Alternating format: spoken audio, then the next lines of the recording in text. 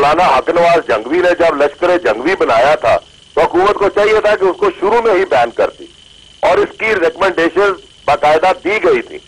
لیکن حکومت نے نہیں کیا۔ اب کیا کہہ سکتا ہوں کہ حکومتیں ہماری جو ہے وہ اسٹرانگ ایکشن لینے سے شائی اوے کرتی رہی ہیں۔ میں تو شروع سے اس چیز کا رونا رو رہا ہوں، اور ابھی بھی میں نے یہی کہا تھا کہ حکومت جب تک ان ایکسٹریمسٹ آرگنائزیشن کے خلاف، جیش محمد ہے، لشکر جنگوی ہے، اس قسم کی آرگنائزیشن کے خلاف نہیں دے گی ایکشن۔ آپ اس بات کو کیوں تسلیم نہیں کرتے کہ یہ جو تنظیمیں ہیں ان کو حکومتی اداروں نے سرپرستی دی؟ ایک دور میں ایران کے خلاف آپ نے یہاں پر بنائی، پھر صفائی صحابہ کے خلاف صفائی محمد بنی،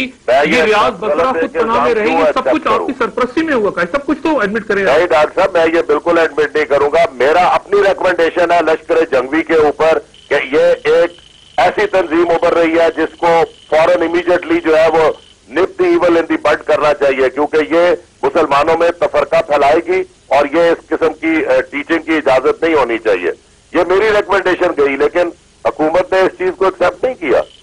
تو اس لیے یہ کہنا کہ جی آپ کیوں ایکسپٹ کریں، ہم کیوں ایکسپٹ کریں جو چیز ہم نے کی نہیں ہے۔ جی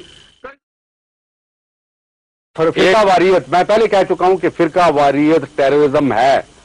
اسی لیے میں کہتا ہوں کہ فنڈامنٹلی ہمیں اس کی تشریح کرنی ہے،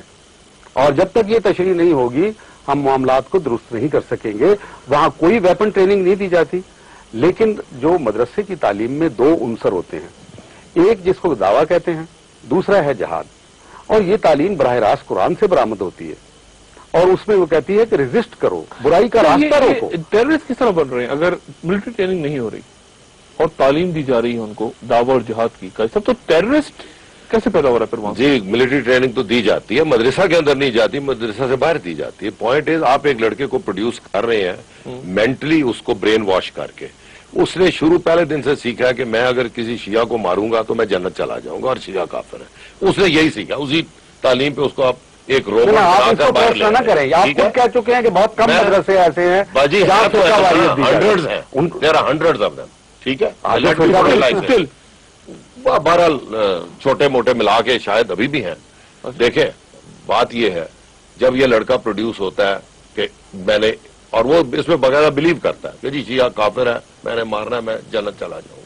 اس کے بعد اس کو ملٹری ٹریننگ چاہیے ہوتی تھی، اور ملٹری ٹریننگ کا آپ کا روٹ تھا افغانستان، وہاں پہ کیمپس کھلے ہوئے تھے، سپاہی صحابہ کی باقاعدہ ٹریننگ وہاں پہ ہوتی تھی۔ جی اب تو بند ہو گئی، لیکن پہلے یہ سپاہی صحابہ والے فار ایگزامپل سارے کے سارے یہ افغانستان، ان کے جتنے ٹیررسٹ یہاں سے بھاگے ہیں یہ ریاض بسرا، سمجھ نہیں آتی سب افغانستان۔ دوسری بات یہ ہے، یہ جو میکسیمم کلنگ پاکستان میں ہوئی ہے یہ ہمارے اپنے لوگ کرتے رہے ہیں شیعہ سنی فساد میں۔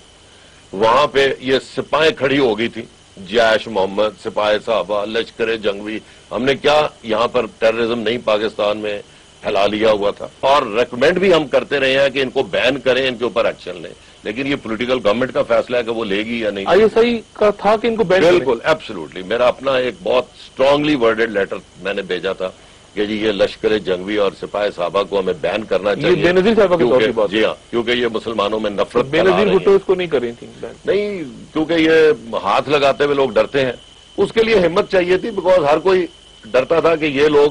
چونکہ اتنے ٹیررزم میں ٹرینڈ ہو چکے ہیں، خدا جانے کیا ری ایکشن ہوگا، اور پھر ان کی سپورٹ میں مذہبی جماعتیں بھی بیان شان دیتی رہتی ہیں، تو یہ فائنلی